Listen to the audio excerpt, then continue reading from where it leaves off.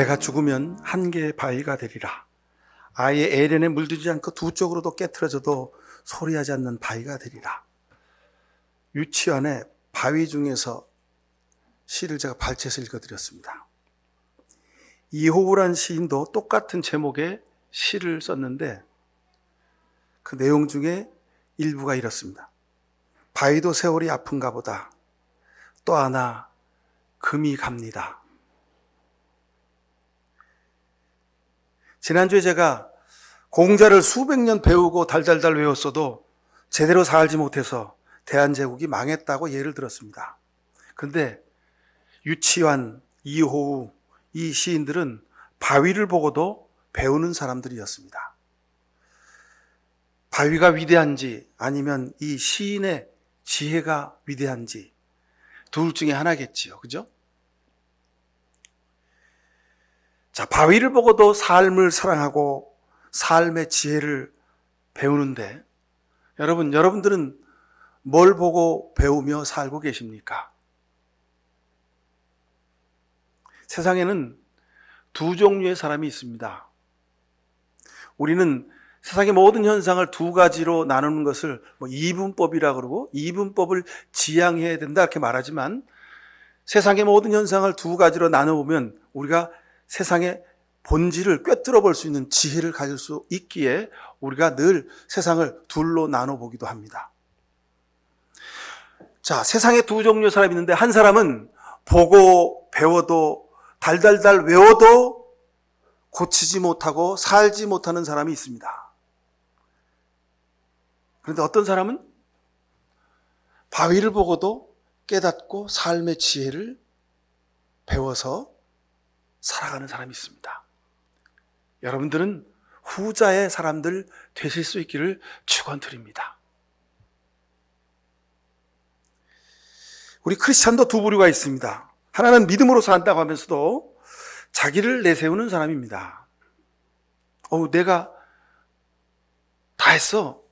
그런 사람이 있습니다. 내가 해야 돼. 그런 사람이 있습니다.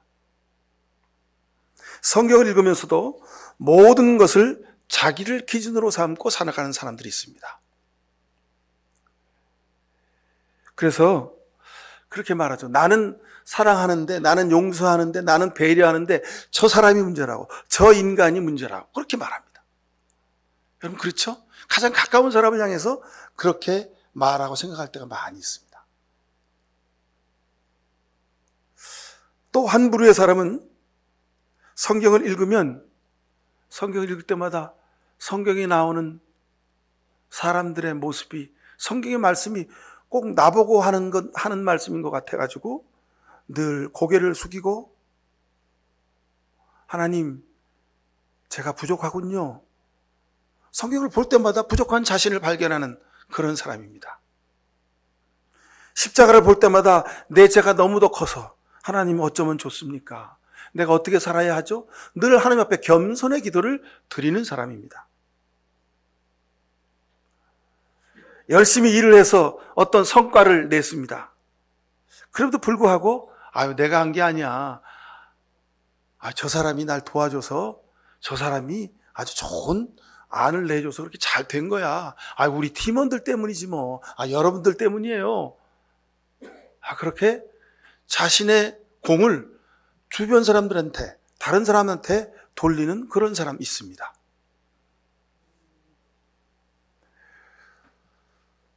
우리가 교회에서도 여러 가지 많은 일을 하다 보면 그런 모습을 많이 봅니다. 특히 목회자들을, 제가 목사니까 목회자들 이렇게 많이 봅니다. 노예 일을 하면서 많이 봅니다. 근데 보니까 아주 능력이 출중하고 지혜롭고 아주 그냥 세상 말로 영빨이 아주 막 기가 막혀가지고 모든 일을 자기가 해야 된다는 거예요. 내가 해서 이렇게 잘 됐다는 거예요. 그런 목사님들 계시더라고요. 근데 어떤 목사님은 아주 겸손하고 아닙니다. 저는 못합니다. 제가 한 게 아닙니다. 늘 그렇게 겸손한 모습으로 사는 분들이 있습니다. 자, 두 부류의 크리스찬, 두 부류의 목사님이 있다고 제가 말씀드렸는데, 자, 여러분은 도대체 어느 부류에 속하는 분들이십니까? 모두 내가 했다고, 내가 해야 된다고 하는 그 전자의 경우는 평생을 교회를 다녔어도 하나님을 모르는 사람일 확률이 많습니다. 여러분, 세상 살면서 어떻게 내가 해야 된다고 주장할 수 있습니까? 내가 하면 잘 되고 다른 사람이 하면 안 되는 겁니까? 이거 인생을 몰라도 한참 모르는 사람입니다. 그죠? 그럼 내가 하는 게 아닙니다. 나를 통해 하나님이 하신 거지요.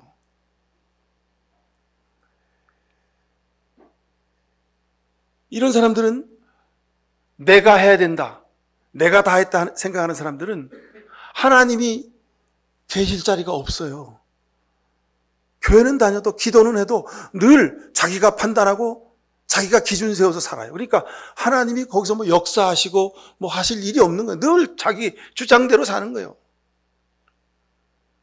이름은 집사요, 권사요, 장로요, 목사인데 그 사람은 하나님을 믿는 사람이 아니라 우상을 섬기는 사람이에요. 여러분, 그렇게 우상 섬기는 사람들이 많습니다. 차라리 그 사람은 하나님을 섬기지 않았으면 겸손하기라도 할 텐데, 그죠? 하나님을 섬긴다는 이유로, 하나님이 내게 능력 주셨다는 이유로, 내가 믿음이 좋다는 이유로 더 교만한 삶을 살게 되는 거죠. 얼마나 안타까운 일입니까? 결국은 하나님 앞에서 주님이 언제 변드셨어요? 주님이 언제 옥에 가셨어요? 그렇게 예수님 앞에서 당황하는 사람이에요. 자, 후자의 경우, 세상을 살면서 사람들한테 박수를 많이 못 받을 수도 있습니다. 인기도 없고 큰 업적을 기록 못할 수도 있습니다. 명예와 권세를 누리지 못할 수도 있습니다. 그러나 결국에는 하나님 앞에서 가장 많이 칭찬받는 사람입니다. 여러분, 우리가 사는 세상 60, 70, 80, 90, 요즘은 뭐 평균 수명이 늘어서 100살까지 사시는 분들도 많이 계시더라고요. 여러분, 근데 우리가 사는 이 세상이 전부가 아니에요. 이 세상은 잠깐이라는 겁니다. 아침에 안개가 막 꼈어요. 근데 그 안개가 하루 종일 갑니까? 잠깐 20, 30분, 한두 시간 꼈다가 그냥 사라지는 겁니다. 우리가 사는 인생은 그와 같다는 겁니다. 근데 세상 사람들은 거기에 목을 메고 거기에 그것이 전부인 줄 알고 살아가는 거예요. 안개처럼 살아가는 이 세상 삶인데, 저와 여러분은 하나님 앞에서 영원한 생명을 누릴 사람들입니다. 근데 여러분, 사람한테 박수받고 칭찬받는 것보다 하나님에게 박수받고 칭찬받는 게 더 귀하지 않겠습니까? 제가 살아보니까 이 두 종류의 사람이 훤히 보입니다. 그래서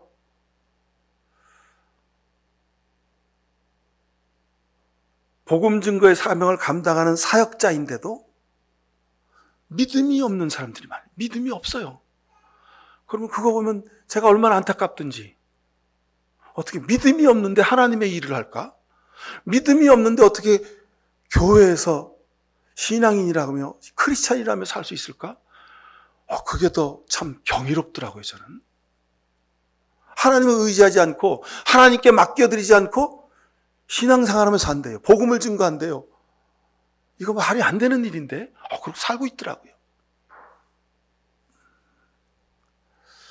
근데 정작 본인은 모르고 살아요. 정작 본인은 모르고 사니 얼마나 안타까운지요.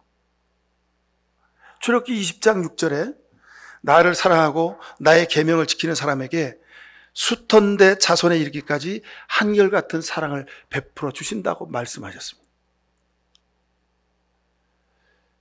여러분, 오늘 우리가 읽은 본문 말씀, 수고하고 무거운 짐진 사람들아 다 내게로 오너라 말씀하신 이유가 여기 있습니다.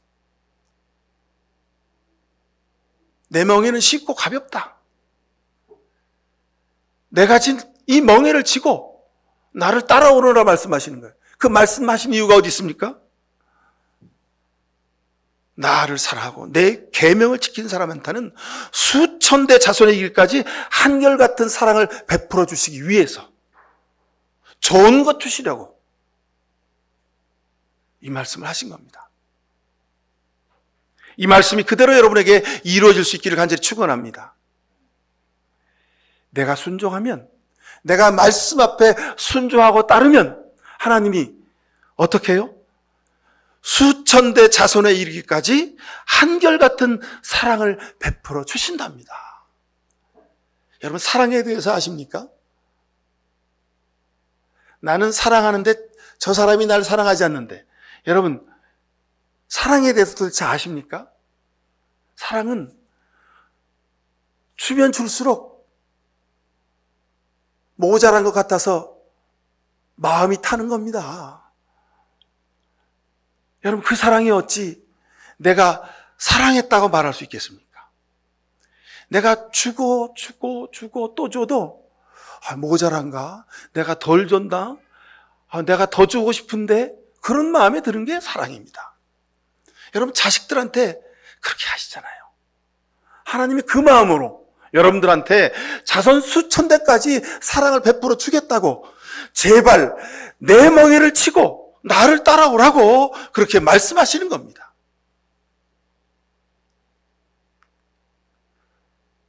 자, 또 하나의 구체적인 예를 들면 10분의 1과 10분의 9로 사는 사람이 있습니다. 이게 무슨 얘기가 궁금하시죠? 창세기 28장 20절 이하에 보면, 하나님께서 저와 함께 계시고 제가 가는 이 길에서 저를 지켜주옵소서. 먹을 것과 입을 것을 주시고 제가 안전하게 저의 아버지 집으로 돌아가게 해주시면 주님이 저의 하나님이 되실 것이고, 제가 기둥으로 세운 이 돌들이 하나님이 집이 될 것이고, 하나님께서 저에게 주신 모든 것의 열의 하나를 하나님께 드리겠습니다. 형 에서의 장자권을 빼앗고 속임수로 축복을 가르쳤습니다.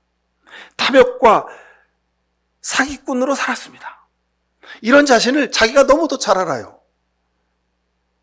하지만 야곱은 하나님께 자신을 맡기고 살기로 결단합니다. 그래서 하나님, 제가 제 삶의 10분의 1을 드리겠습니다. 어떤 야곱입니까?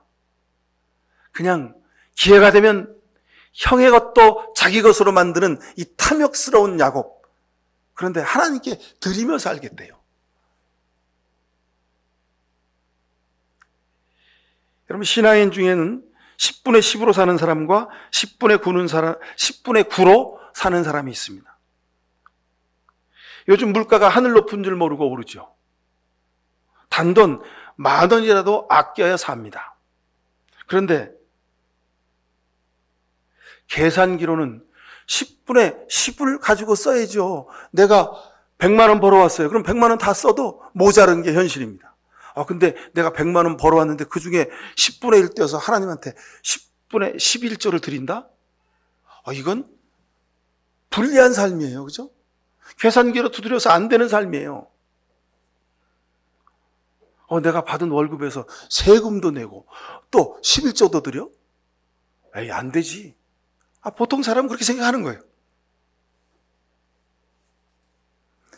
그런데 제가 목사로서 목양교회의 영적인 목양을 책임진 사람으로서 여러분들한테 1년에 딱 한 번만 말씀드립니다. 여러분, 제가 보니까요, 하나님 앞에 11조를 지키며 온전한 헌금 생활을 한 사람, 아니요, 10분의 1이 아니라 10분의 1을 드리는 게 아니라 10분의 5를 드리고 10분의 6을 드리고 10분의 7을 드리는 분들도 있습니다. 여러분, 이거 계산기로는 불리한 삶이잖아요. 근데 이분들이 더 넉넉하고 더 풍성하고 더 기쁨으로 은혜로운 삶을 사는 것을 제가 수도 없이 많이 봐왔습니다. 그래서 여러분, 이 귀한 길을 여러분에게 말씀드리지 않을 수 없습니다. 근데 이 이야기를 한 달에 한 번씩 매주마다 들으면 여러분 부담스러워 하시니까 제가 1년에 딱 한 번만 말씀드려요. 한 번만. 여러분, 야곱도, 그 욕심쟁이 야곱도 하나님에게 10분의 1을 드렸습니다. 성경이 증언하는 겁니다.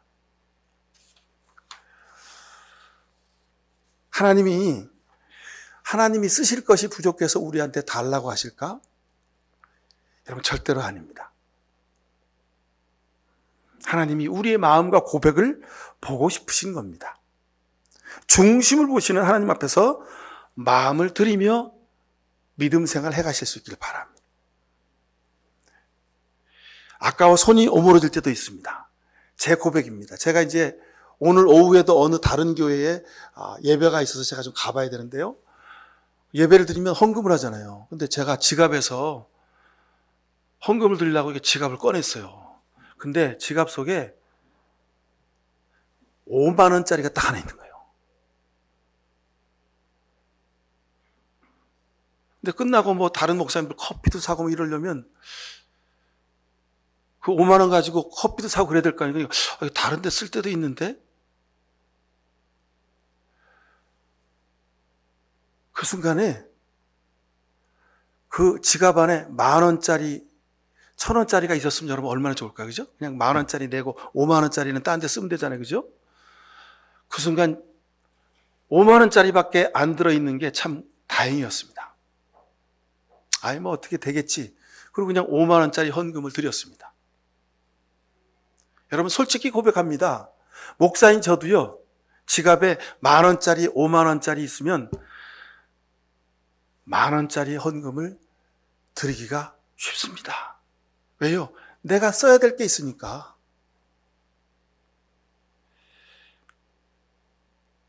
그게 우리 인간의 마음입니다.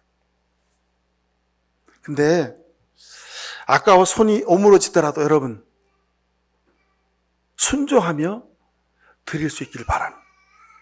내가 10분의 1을 아낀다고 세상에서 여러분 부자 되는 것 아닙니다. 내가 10분의 1을 아끼다가 하나님이 행여 나한테도 그래 너 나한테 아꼈어? 그럼 나도 너한테 아낄게. 그러실까 봐 두렵습니다. 야곱처럼 지혜롭게 선택하십시오. 자, 또 하나는 감사하는 사람과 불평하는 사람입니다. 이스라엘 자손이 그들에게 이르되 출애굽기 16장 3절에 보면 우리 애굽 땅에서 고기 가마 곁에 앉아있던 때와 떡을 배불리 먹던 때와 여호와의 손에 그때 죽었더라면 좋았을 텐데 너희가 모세와 아론한테 말하는 거죠. 너희가 우리를 이 광야로 인도해서 우리가 여기서 배고파 죽게 만들었다고 그렇게 불평하고 있습니다. 홍해 앞에서 죽는다고 불평했습니다. 광야를 걷다가 물이 없다고 목말라 죽는다고 불평했습니다. 무려 40년 동안 이들은 하여간 사사건건 불평하며 살았습니다. 항상 부정적인 것만을 보았고 항상 안 된다고 했고 그렇게 살았습니다. 왜 이렇게 살까요? 목사님 객관적인 상황이 그러니까 그랬겠지요. 여러분 아닙니다. 이런 사람들은요. 모든 게 넉넉하고 풍성해도 불평불만합니다. 왜요? 더 가지지 못해서 불평불만합니다. 중요한 것은 은혜를 모르기 때문에 그렇습니다. 은혜를 잊어버렸기 때문에 그렇습니다. 은혜를 잊어버리면 불평과 불만 뿐입니다. 광야는 모든 것이 다 부족했습니다. 그런데 저들이 살지 않았습니까? 하나님의 은혜를 이때처럼 많이 풍성하게 경험한 때도 없지 않았습니까? 자, 우리가 세상에 먹고 마시는 것은 육신을 위한 것입니다. 세상에서 가장 비싼 식사를 하는 사람들이 있더군요. 워런 버핏이라고 하는 사람과 식사를 하려면 300만 달러를 낸다고 하는 이야기가 벌써 몇 년 전 이야기입니다. 자, 근데 여러분, 하나님 앞에서 우리는 평생을 먹고 마시며 삽니다. 하나님이 우리에게 주신 은혜가 돈으로 따지면 얼마쯤 될까요? 자, 집에서 강아지를 키우는 사람들은 압니다. 강아지가 아이처럼 배를 이렇게 훌러덩 까고 그리고 잠을 자는 경우를 여러분 많이 보죠. 원래 동물들은요, 잠잘 때 뱀처럼 또아리를 틀고 자는 게 동물의 본능입니다. 왜냐하면 잠잘 때가 가장 위험하거든요. 사람은 집을 짓고 집안에서 열쇠 잠그고 그러고 잡니다. 그러니 안전하게 그냥 편하게 자도 되는데 동물들은 들에서 자잖아요. 그러니 다른 동물이 자기를 공격해 올 것을 대비해서 또아리를 틀고 보온을 위해서 그렇게 동글동글 말아서 자는 거죠. 그리고 배가 부르면 절대 먹지 않습니다, 동물들은. 그런데 집에서 키우는 강아지들은 배를 훌러덩 내놓고 잡니다. 왜 그럴까요? 주인이 자신을 사람처럼 대우해 주니까 아우 내 새끼, 아유 우리 딸, 우리 아들 그러고 키우더라고요. 보니까 사람처럼 대우해 주는 거예요. 그러니까 이 개가 나는 개가 아니라 사람이구나 그렇게 생각하는 거예요. 그래서 또아리를 틀고 자는 게 아니라 배를 훌러덩 까고 그러고 자는 겁니다. 개도 사랑받으면 사람처럼 행동합니다. 하물며 하나님의 사랑인 하나님의 아들, 딸인 여러분 우리들이겠습니다. 우리가 하나님의 사랑을 받으면 어떻게 산다고요? 하나님처럼 사는 겁니다. 예수 그리스도로처럼 사는 겁니다. 예수님이 그러셨잖아요. 너희는 종이 아니라 내 친구다. 우리는 하나님의 아들, 딸이라고 분명히 말씀하셨습니다. 비록 세상에서 육신을 가지고 살지만 우리는 하나님의 아들, 딸들입니다. 그런데 하나님을 정성으로 대접해 드리는 것, 여러분 그것은 지극히 당연한 일입니다. 여러분 뭐 이런 예를 안 드리면 좋은데 여러분 설이고 추석이고 부모님 뵈러 갔습니다. 부모님 뵈러 갔는데 아이 엄마 아버지 잘 계셨어요? 오랜만에 제가 작년에도 못 뵀는데 어디 맛있는 거 먹으러 가시죠 하고 짜장면집 가서 짜장면 한 그릇 대접하시겠습니까? 아니지 않습니까? 그죠? 부모님 오랜만에 뵈었는데 가장 맛있는 곳에서 가장 좋은 음식을 대접해 드리는 게 자식의 도리 아니겠습니까? 그죠? 하나님을 섬기는 것, 우리 인간사의 삶과 다르지 않습니다. 근데 이상하게도 사람한테는 아주 정성을 다합니다. 근데 하나님은 그냥 대충 할 때가 많이 있어요. 왜요? 보이지 않아서 그런 듯 싶습니다. 보이지 않아서.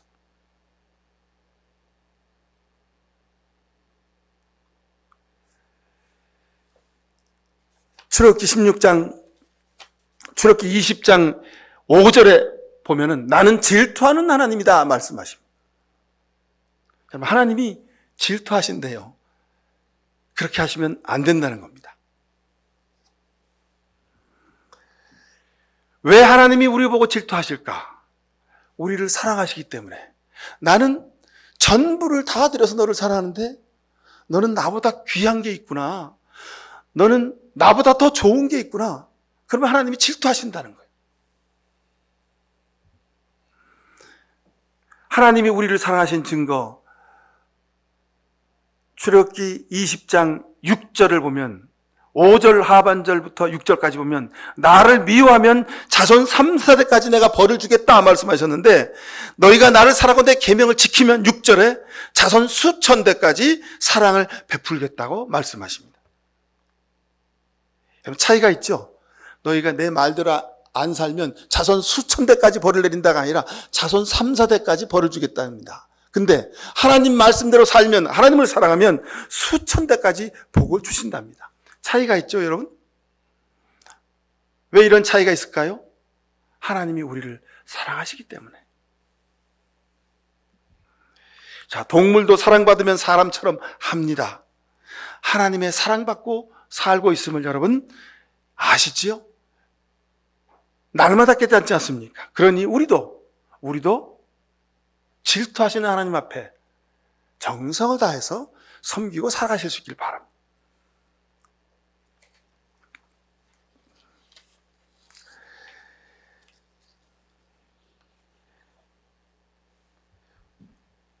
출애굽기 20장 21장에는요 10계명을 받는 이야기가 기록되어 있습니다. 믿음으로 살려면 너희가 최소한 이것만은 지켜라. 그리고 하지 말라. 하라. 이런 10계명의 이야기가 쭉 써 있습니다. 그래서 앞에서 말씀드린 출애굽기 20장 6절에 나를 사랑하고 나의 계명을 지키는 사람에게는 수천 대 자손에 이르기까지 한결같은 사랑을 베푸신다 말씀하시는 가 여기 있습니다. 하나님을 미워하는 사람, 하나님 말씀대로 살지 않는 사람, 하나님이 당장 벌 주시고 못하게 발을 묶어 놓으시면 되잖아요. 그죠? 근데 하나님은 그렇게 하시지 않습니다. 왜요? 우리에게 자유의지를 주셨다 그랬죠. 너희가 선택해서 살라는 겁니다.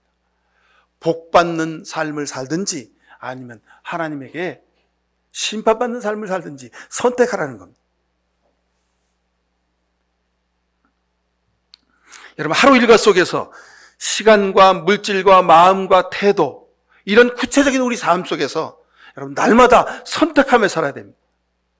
내가 원하는 것이 있죠? 하나님이 원하는 것이 있죠. 이 둘 사이에서 여러분 선택하실 수 있길 바랍니다. 그리고 마침내 하나님이 원하시는 것과 내가 원하는 것이 같은 쪽에 있게 되기를 간절히 바랍니다.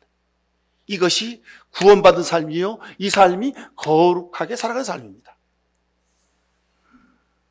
출애굽기 27장 22절에 보면요, 너는 이스라엘 자손에게 명하여 올리브를 찌어 짜낸 깨끗한 기름을 가져다가 등불을 켜게 하되 그 등불은 늘 켜두어라. 자, 성전에 등불을 켜두라 그럽니다. 그 성전에 옛날에 등불을 켤 때 쓰던 기름은 요즘은 등불을 무슨 이렇게 여러분 야외 캠핑 가면 등불을 켤 때 뭘로 켜십니까? 다 배터리로 켜죠. 아니면 모닥불을 피우죠. 아니면 무슨 휘발유로 이렇게 등 위로 심지를 낸 그런 호야 같은 초롱불을 켭니다. 옛날에는 올리브 기름을 찌어서 그 찌어낸 기름으로 거기다 심지를 담가서 그래서 성전에 불을 켰습니다. 성전에 늘 등불을 켜두어라. 이 말은 여러분의 삶에 말씀의 등불, 기도의 등불을 늘 켜두라 이 말씀입니다. 이게 하나님이 좋아하시는 거라. 여러분 등불을 늘 켜려면 등잔에 기름이 있어야 되겠죠. 그것도 아주 소중한 올리브 기름이 있어야 합니다. 이게 하나님 앞에 헌신하는 우리의 삶입니다. 이제 사순절을 우리가 시작하며 살아갑니다. 여러분 기억하십시오. 나는 어떤 사람인가? 세상 일에 바빠서, 세상 일에 힘들어서 그냥 대충 건너뛰고 살아가는 사람인가? 아니면 이번 사순절은 내가 정말 기도하는 삶을 좀 살아야 되겠다. 이번 사순절은 내가 정말 말씀을 묵상하며 살아야 되겠다. 여러분 선택하실 수 있길 바랍니다. 하나님을 사랑하는 삶이 어떤 삶일까를 한번 기도하며 살아가실 수 있길 바랍니다. 이번 사순절에 하나님을 존귀히 대접하는 일이 어떤 일인지를 여러분 다시 한번 기도하며 선택하시기 바랍니다. 우리가 이 세상 사는 동안 그냥 세상 사람들과 똑같이 사는 것이 아니요, 세상 사람들과 구별되고 성별되고 하나님 앞에 십자가를 선택한 삶으로 사는 것, 이 사람이 하나님의 복을 받는 사람입니다. 이런 사람으로 살아가실 수 있기를 간절히 축원을 드립니다. 기도하십시다. 하나님, 저는 어떤 사람입니까? 세상과 하나님 앞에서 어떤 선택을 하며 사는 사람입니까? 주님, 우리 홀로 내버려 두지 마시고 늘 십자가 앞에 서게 하시고 말씀 앞에 서게 하시고 기도에 두 손을 모으게 하시고 늘 주님이 기뻐하는 생활을 하게 하옵소서.